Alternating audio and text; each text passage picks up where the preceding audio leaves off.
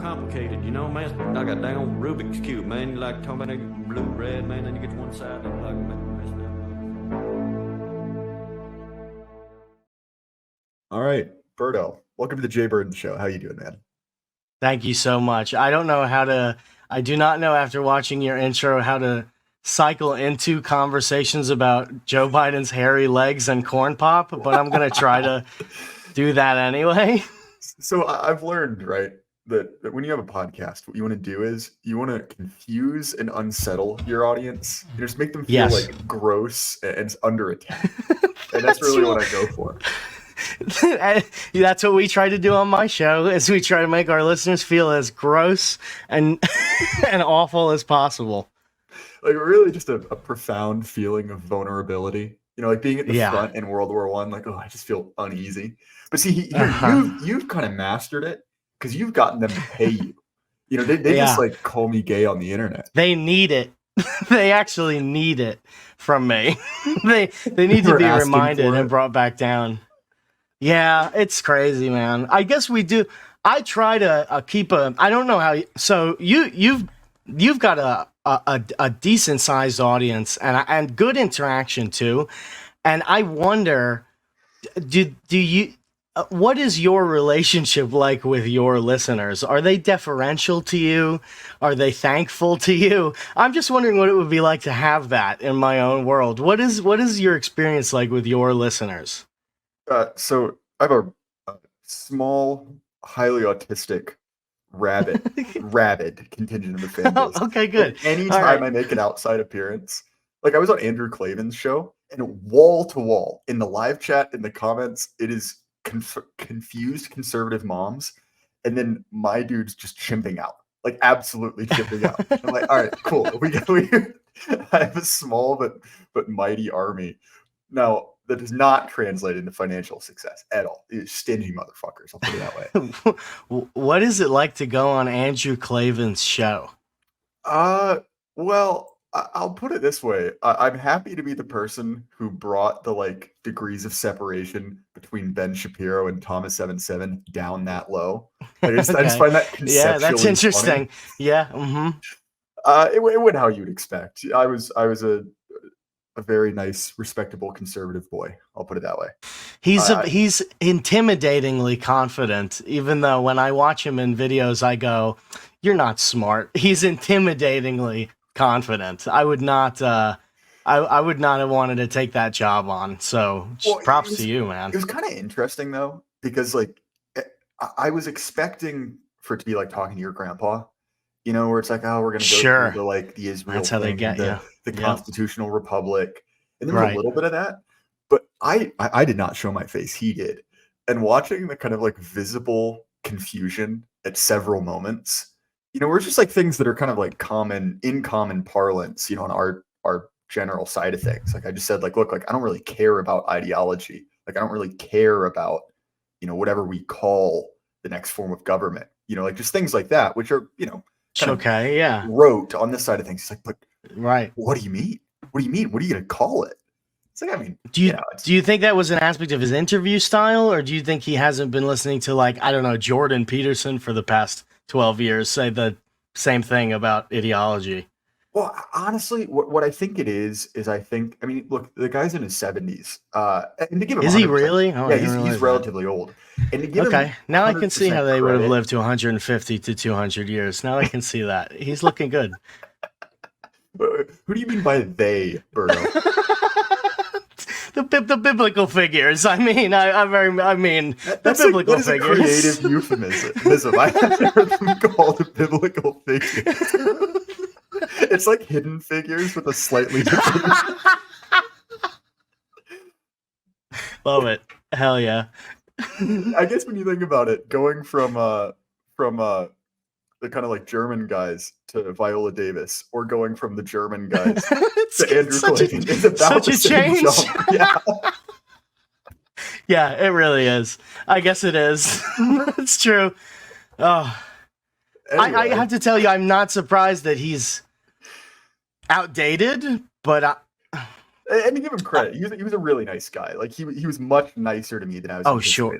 Oh, sure. He wasn't very nice to Candace Owens, but I don't imagine he keeps that level of anger up all the time. He was roused into that anger. Yeah, I'm sure he was perfectly nice. Has always been for me on my journey to where I am today, a peripheral figure kind of on the right. Now, I'm not like the arbiter of what's on the right. I don't know. Some days I don't even feel like I am on the right when I look around. It's like the right left me. I'll start that meme. I didn't leave the right left me. But he's always been peripheral, and I've never quite been able to capture what he represents in a larger sense.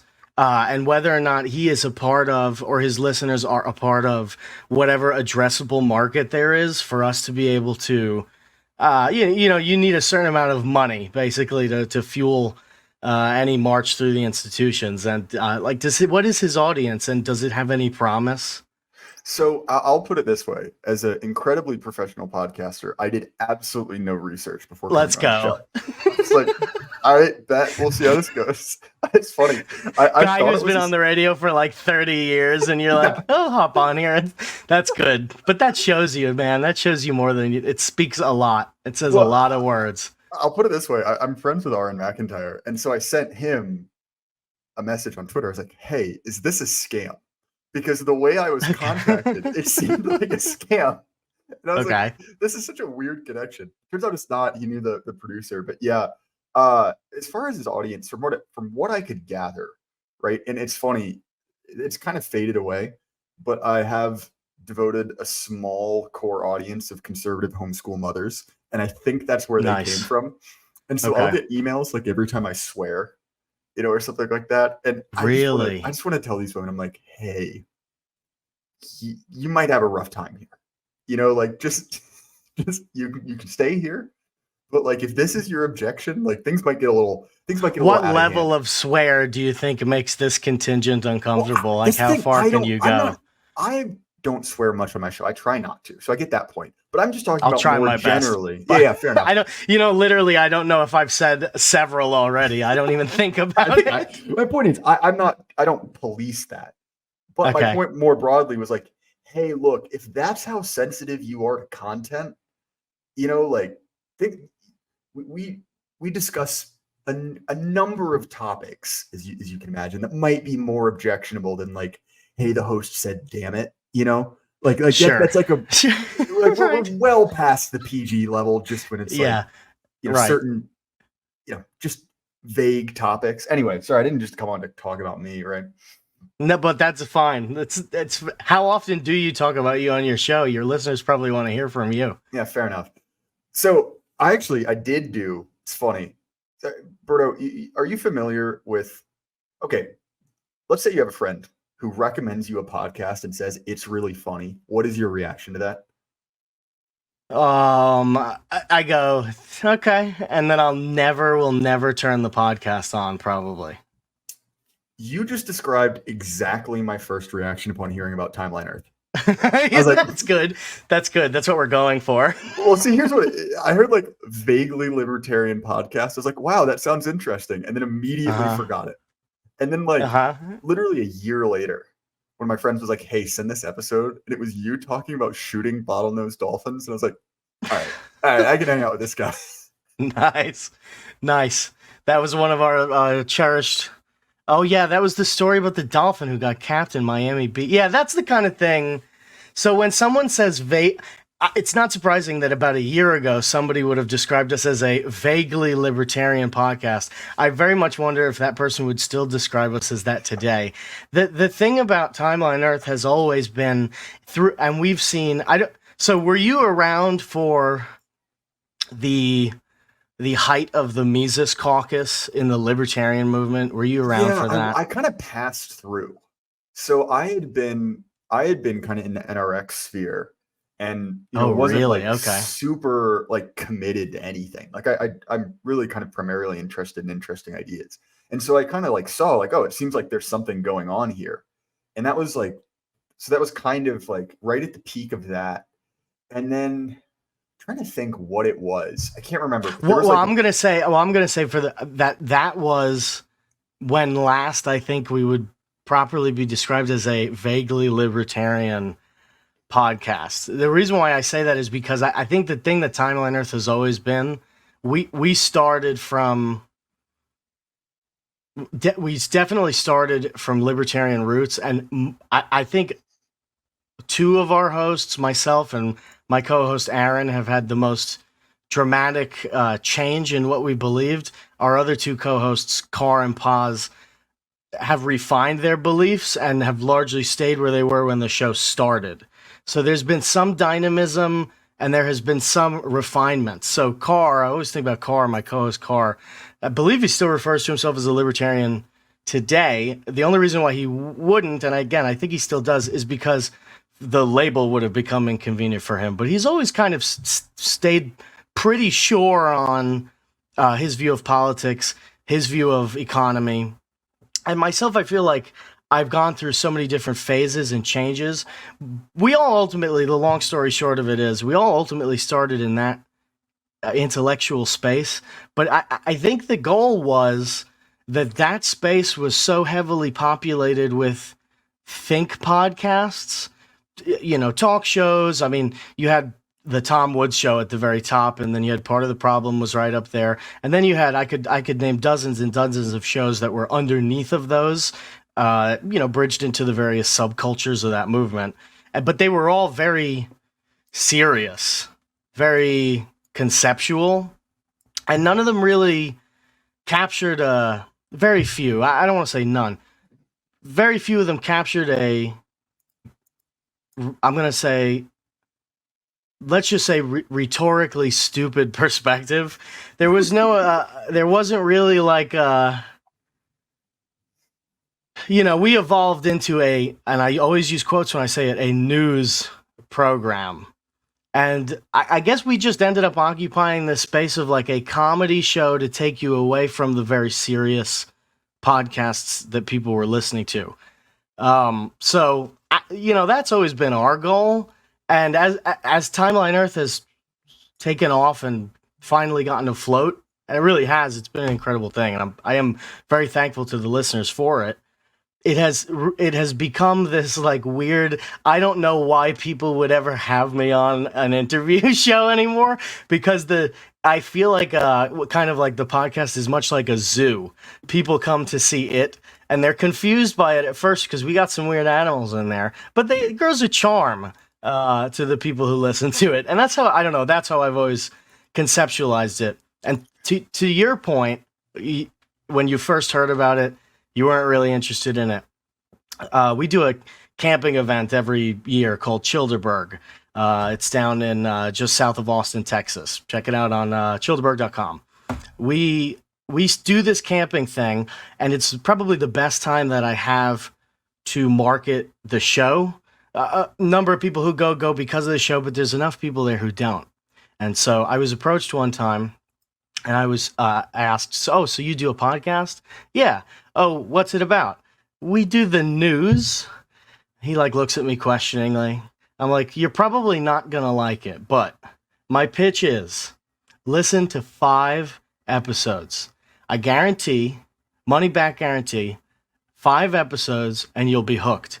But you're going to hate it on the first one or be confused by it at the very least. It's going to take 3 or 4. Eventually by 5, you'll be inducted into the show. So that's been the whole philosophy of it. I'm not surprised when you first heard it. You were like, meh, I don't think so. So, guess who was the person who pitched that description of your show to me the first time? Someone you've already mentioned. It was Paz. It was one of your co-hosts. Really? It was because Paz has been on. Yeah. So I reached out. I just did an open Twitter post where I was like, "Hey, does anyone know about?" I think it was the Finders. I can't remember, some conspircy. Oh yeah, yeah, he's your expert. This guy. I talked to that guy. Everybody, everybody say him? Yeah. I just asked him oh, what do you do? And he's like, oh, I'm on a news podcast. I was like, huh, cool. He does call us a news podcast. That's awesome. I mean, I didn't a year ago, so who knows, right? That's really funny. Yeah, just a funny connection. But you had and like I said, I've very recently started catching a few episodes of your show, but you had a an idea. It's actually an idea I also had. Might be the best political ticket ever, and that is the Hunter Biden Trump fusion ticket. Dude, yes. The Donald Trump for president, Hunter Biden for vice president ticket would capture every group that needs to be captured for the future of this movement, I would say. Well, here's something I thought, right? The big news of kind of this runaround, and look, I'm not a huge elections guy. I don't think I've ever voted for president. But right, it's effectively that Trump has taken the hood. You know, Trump is doing well with black voters. He released He shoes. really has. And what do you think our melanated brothers like more than shoes? What is it? Crack. It's crack. It's the perfect well, then we have something in common. Officer, it's medicinal. It's medicinal crack, officer. I mean, it's gotta be better. They love Ozempic, right? Hunter, but they love Hunter. Really, they really do. I mean, you hop around Black Twitter, and there are Hunter Biden memes, free Hunter memes. It's true. But I guess Trump already does capture that vote. I'm wondering, actually, now that I think about it, what kind of group Hunter Biden would capture that Donald Trump wouldn't. I think I realized it's actually already is all the same group, so it may not be a very wise pick. Circle on the Venn diagram. Yeah, it may be exactly the same people. Well, there's got to be someone out there who's like deeply, deeply offended by like Trump's moral character. But it's like, yeah, Hunter seems like a good guy, right? That is certainly a part of that. That is certainly not a part of that Venn diagram. I'm just saying that someone has to exist out there, right? Yes, a number of people I think exist out there who are just Biden stans. You'd probably be surprised at how much of Joe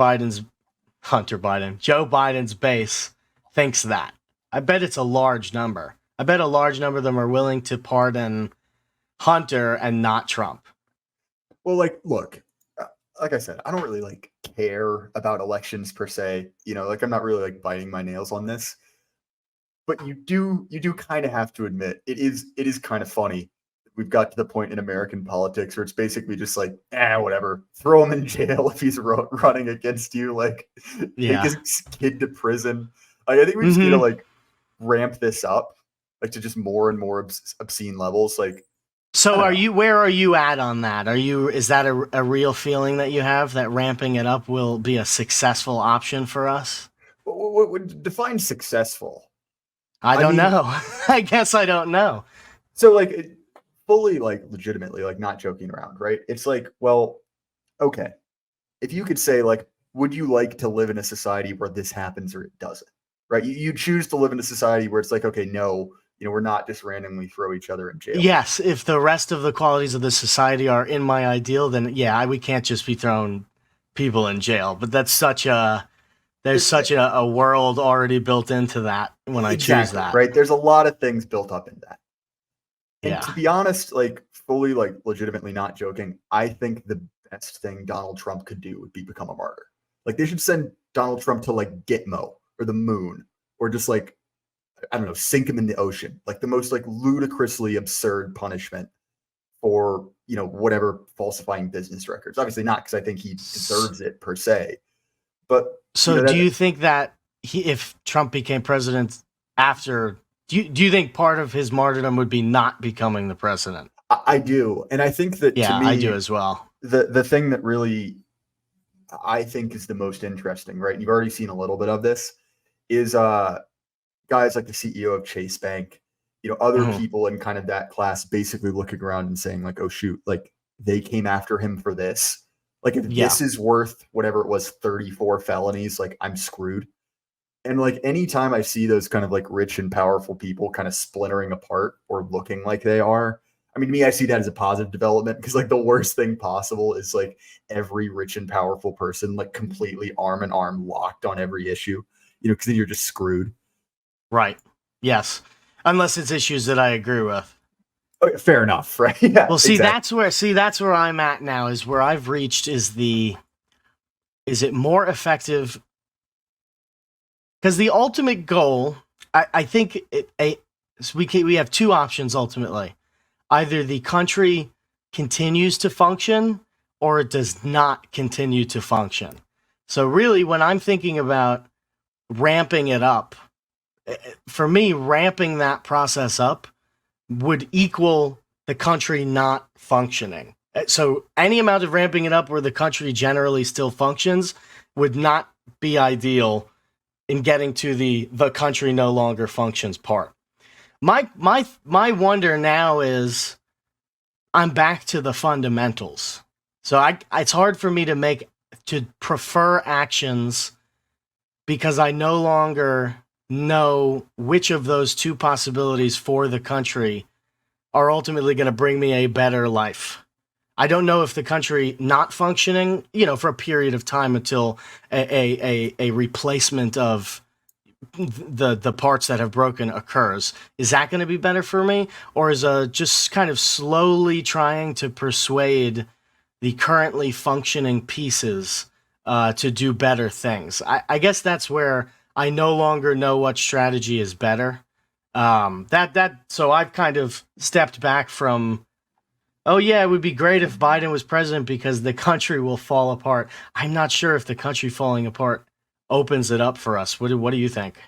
So there are several things here, right? I'm not saying Biden wins, the country explodes. That's not my point. My point is, if we look at how politics traditionally works, right? It tends to be top down, right? There tend to be groups of powerful people who, get their way, right? They're kind of in the elite theory mode.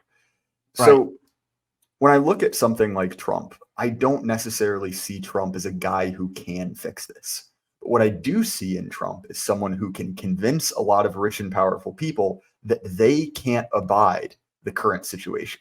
That if they keep letting things go how they're going, well, they're next up on the chopping block. I think this is really what you've already seen with people like Musk and Thiel and most infamously kind of Eric Prince, right?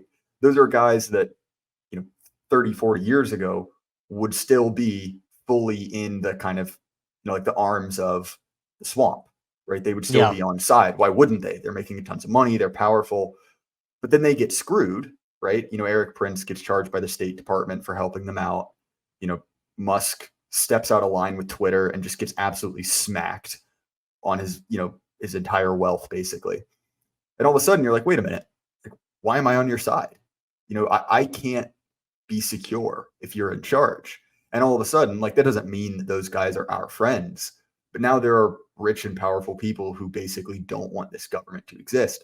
Bigger picture, I think another interesting question is, and you kind of got into this, right, is that do we want the American empire to go away or do we want it to be run better?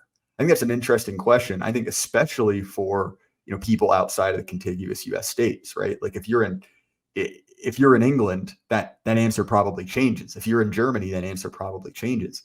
And I don't really know where I stand on it. I'll be honest, it was probably being a little bit hyperbolic, talking about I don't know, sending Trump to Gitmo to explode the world or something. But that may work though, I would prefer that if that would assist in one of the two plans, which I haven't decided on yet. I still haven't decided. I think you have refined my thought on it more.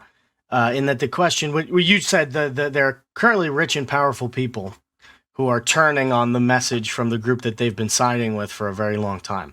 That to me would imply you aren't really concerned with making dysfunctional the levers of power those people have, but more with getting those people to be sympathetic to pulling those levers our way.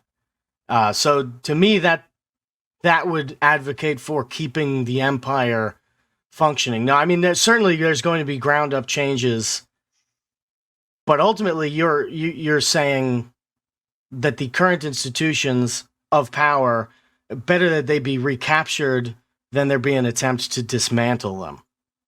Well, I mean, I think that because look, right, we're kind of on American Republic number 3 or 4, depending on how you kind of count it. The country's kind of gone through these changes. And I was listening to Tucker interview Bukele, I don't know how to say his name, earlier today. And one of the things that he brought up, which was really interesting, is basically like, hey, look, there are a lot of systems that work until they don't. And when they don't work, you kind of need something else.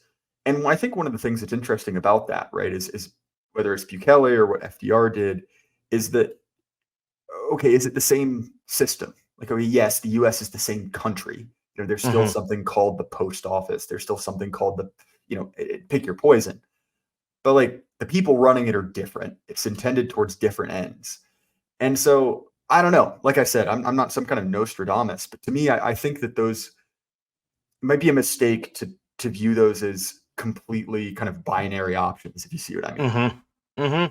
Yeah, and I expected that is, if we have our way and we can convince many of these people in power our way, I imagine that is what will happen, is that aspects of certain institutions will be rebuilt, and other aspects of it will be recaptured, and some aspects of it will be totally defunct. I do expect that is what has to happen, which further becomes more confusing for me when I have to analyze as a newsman, an opinionated newsman at that, how events at the very top of the country, I'm not going to say of power necessarily, but of the country, if they have any impact at all in furthering any element of what I just described being preferable.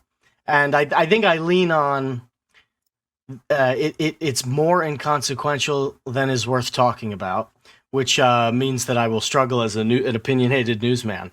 But yeah, I look at the federal election as a largely inconsequential to the goal of convincing or making dysfunctional certain levers of power. And it is more complicated than that. But yeah, I do wonder, do you feel that the federal election is of any consequence of our two options? Do you feel it is of any consequence to that image? I mean, to be honest, I think that's actually the most interesting thing about the 2024 election is it is the only election in my lifetime where no one has told me it's the most important election of my lifetime. That's so true. That's true. But that has you not know been what I mean, message. though, right? Like, yes, the heat on this has been incredibly low.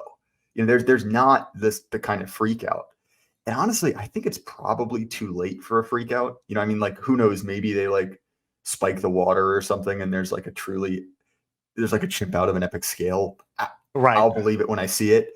But I mean, to be honest, I think that probably the most interesting part about that is effectively it doesn't seem like anyone believes federal elections really matter anymore.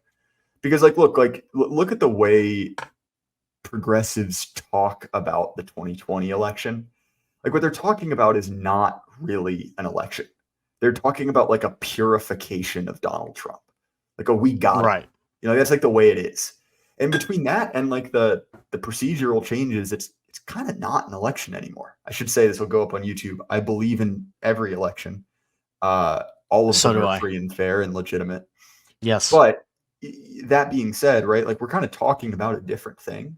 And I think that the interesting part about having a Trump and Biden presidency back to back is that Trump kind of played out the populist game plan.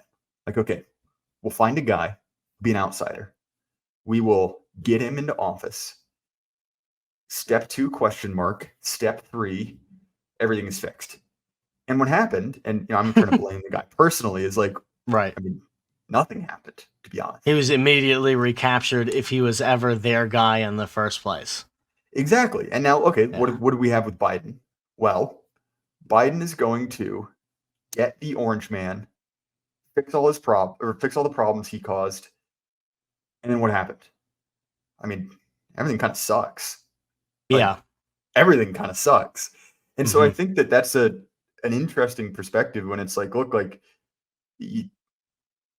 why would anyone be excited about this? Each side has kind of had their crack at this and everything still sucks, to just be like brutally honest about it.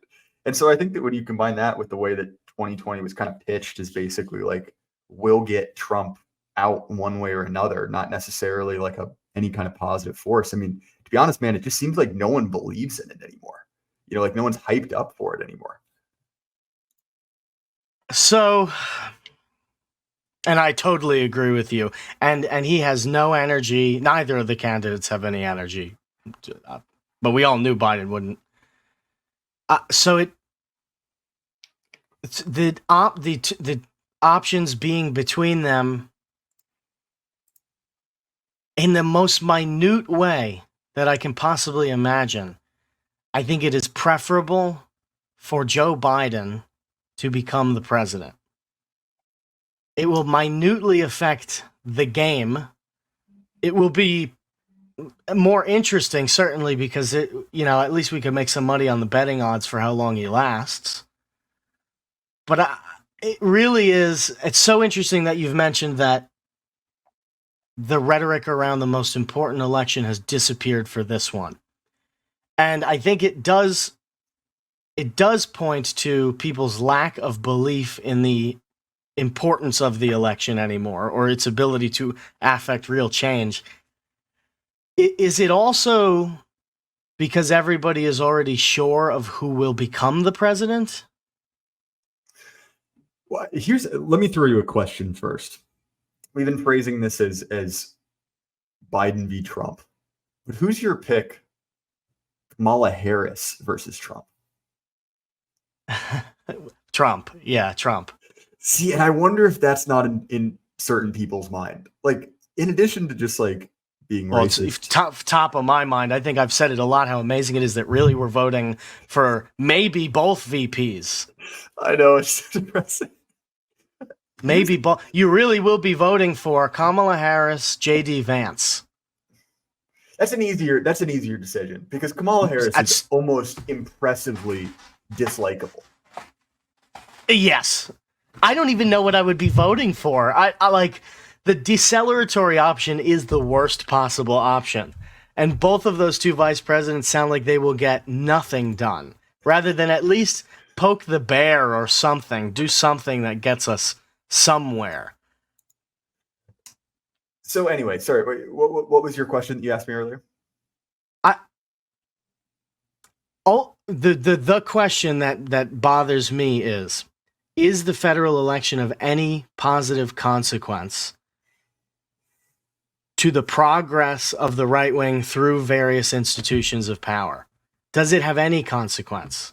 Who wins? So I think that there is something to be said for the fact that what Trump did in 2016 was bring a lot of energy into vaguely right-wing spaces.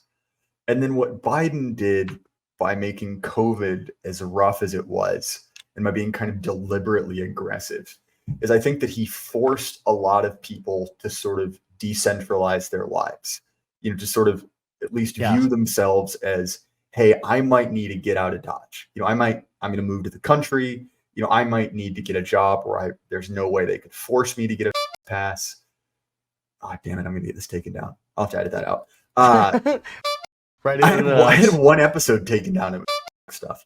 They'll still get you.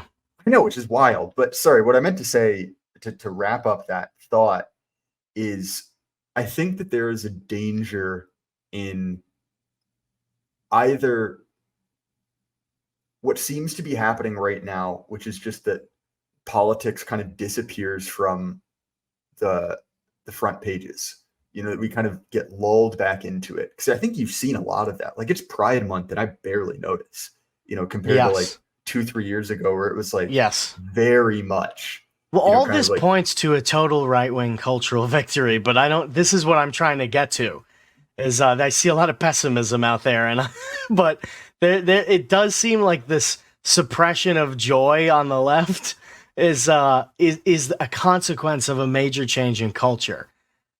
That's what I wonder through the election and its consequences. Are we there yet? Has the process begun? Are we more successful than we think? Are we less successful than we think?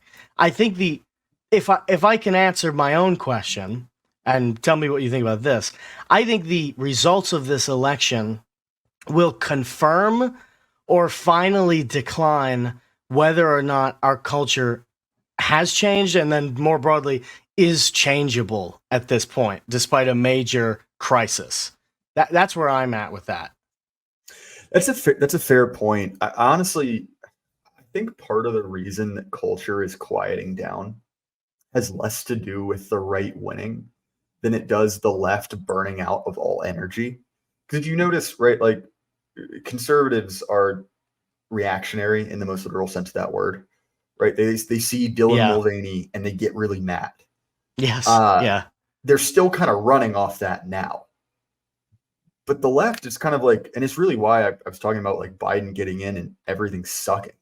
It's just that like Yeah. it's like if you don't have George Floyd, I that's because the advantage to George Floyd, right, is that that's a really clear like mental dichotomy, right? If you're a Hmm. progressive type, the advantage of a mask is it's a really clear, mental dichotomy. It's like, okay, in Hmm. group, out group, and this is the most important thing ever. It's the most important election. There's a pandemic. We have to fight racism all at once. But then it's like, okay, Israel Palestine. Ooh, it's kind of messy, right? Like that. Can you imagine? Like, well, what does the company you work for say about that? Like, did they go one way? Well, Did they it's go the very, other? it's very funny. The message was a unified pro-Israel message for the first few days, and Israel has done a fantastic job of solidifying that otherwise would have been chaotic event. I think I think, like you said, it was messy at first. I was shocked at how ineffective this has made the Israel lobby. I think the Thomas Massey reelection is a big flag that shows maybe there is a unification around this issue. Even if the two sides who otherwise hate one another uncomfortably agree on it, it still seems to be something that has organized the population. Now, that doesn't change the fact that in Congress, the funding is still going through and will continue to go through. But it was interesting, at least on the ground, to see how that blew up in the faces of a very organized lobby, and the irony of it happening on college campuses, where that lobby has been very successful in installing sympathetic teachers and faculty. So it was interesting to see that blow up. I mean, I think that you're pointing the Massey's is a strong indicator. To be honest, one of the other dynamics at play is effectively that the Israel Palestine issue really, really creates a problem for the left wing coalition in the U.S. Right? Because obviously Mm-hmm. we have certain, shall we say, moneyed interests. Yes. What was the term you used to refer to them? People of biblical extraction. Yeah. Yes. uh, Point is, right, who are sort of powerful in the Democratic Party, and then you have the kind of like low level street faction, right? The kind of people who would be, setting things on fire for a George Floyd or pulling down a statue. I Uh, see. Yes. Mm-hmm. and also, right, you have the kind of rainbow coalition of, you know, Black people, for example, we talked about, who at best might care a little bit about Palestine, but certainly actively do not care about Israel. And so I think that if there's Right. Right. a lot of branding towards that, not a lot towards them, especially when you consider the massive influx of new arrivals to poorer areas, right? Poorer urban areas.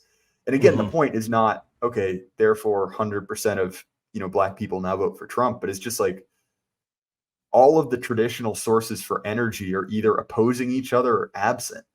And so like, I Yeah. think that when you're, especially because like the left is basically the party of revolution, right? The party of like, let us tear stuff down, we will free you and give you free stuff, right? It's kind of messy political formula, but like Mm-hmm. it's why I always go back to Looting. what, yeah, well, I mean, Looting. like it's like that Joe Biden quote, right, from in 2008 or 2012 when he said Mitt Romney wants to put y'all back in chains, right? Like that's basically it. It's like that's basically the why you should vote for us. And that's a Right. really hard play to make when you've been in charge. And okay, let's go through the list here. Foreign policy, That's not going so hot, right? Domestic policy, that's not going so hot. Now the free The stuff's economy, drying up. yeah. And so it's like that's a hard play to make, even if there are people excited to vote for you. But when you're like an 82-year-old Nosferatu looking like Yeah. possessed by the spirit of like credit card company zombie like Joe Biden is, it's like, yeah, I wonder why people don't care, to be honest. I've never thought of describing the left as like a political looters liberation theology, but it has certainly become something like that. On the others, by the way, on the other side, yes, we do have a skeletalized president, but on the other side, I do feel that Donald Trump has lost a significant amount of energy. I don't know if it's probably just age, but one of the things that really charged people up about Donald Trump in the past was that, and excuse my language, and this is just a fact, he mocked a disabled guy. He threatened that Mexico would pay for the wall and that it would be 10 feet higher. He repeatedly bullied other candidates. He called Rosie O'Donnell fat. These are, I think these are, in science, if you make a claim, you have to demonstrate it. If you make a claim, you have to demonstrate it. To me, it is very much the same when you view the kind of, bristly rhetoric that Donald Trump just had against normal people, like normal people. It was offensive. It was brutish. And I think those are such foreign, to most Americans, such foreign mannerisms that you really would have to demonstrate that people were holding their nose for that kind of stuff to vote for Donald Trump. I think you really would have to demonstrate that, because for me, what is evident is that kind of rhetoric which was essential to Donald Trump's last campaign that he won. It was essential, and it was preferred by the people voting for him. It was a winning tactic, in other words. It wasn't there were some people who said, I'll vote for the guy, but I wish he wouldn't tweet that way. But let's be honest. The vast majority of Americans had the enthusiasm for him because he was brutish and rough, and because he would insult people, because that's how all of those average voters felt. And it's interesting that because of his age or his tactics, what has changed in him is he doesn't seem to have that same fire to go after people. And I wonder if that is still there, or if this is going to, by consequence, kind of temper people's edges. It's one of the reasons why I liked Vivek, was because he would really go at people, and I still have that fire. I still want to see my political rivals completely thrashed and wrecked and ruined. Not just winning in an election, but kind of unveiling for people the true misery behind these candidates who oppose us. I don't know if you saw Dave Smith and Chris Cuomo, that debate. Have you seen that one? No, but I'm sort of intrigued by the concept of it. Wow. It was, Dave did an incredible job of just bitch slapping Chris Cuomo, again, excuse my French, for about an hour and a half straight. An hour and a half straight of, you did this and you're responsible for this and you lied about this. And it was really excellent. And the fire that I crave from my one true leader, Donald Trump, to put people in jail who need to be put in jail, and who need to be destroyed politically. The entire Republican Congress practically needs to be turned over and shaken around. And it just doesn't seem like the fire is there for Donald Trump. It doesn't seem like we're going to get this like revanchist Kickstarter that we really need from the top, which, furthers my belief that the election probably would be better to go to Joe. I mean, if we're not going to get any revanchist politics or anything like that, which he hasn't stated anything like this either. I mean, if I was him, I would be going, day one, this guy's going to be put in jail. This guy's going to be, that's what I would want. That's what I want to hear, at least. Maybe that's not strategic, but it all tells me that Biden is the guy. I'd rather turn the knife rather than pull it out and patch it up. there are kind of two things to this, which is one. I think that we see some of the like repressed longing for old Trump to come back in the like based Baron memes, right? Like Trump's like 7 foot tall Yes, yes, behemoth of a son, just like yes. talking about him like impaling heads on spikes. I Our think that's Charlemagne. yeah, that's what people want. I Yeah, think that this is also why when I mentioned earlier that I think the best thing Trump could do was to go down hard for transparently bullshit charges. Like to yeah, really yep. just kind of like show like, hey, look, like this is a banana republic. Because I think that the reason that, you know, there are obviously, sort of like failures to any system, right? No system is perfect. There's always corruption in it. But I think at the moment at which it is kind of plainly revealed that, hey, look, man, like the emperor has no clothes. This is naked, pure political, you know, prosecution. I think Right.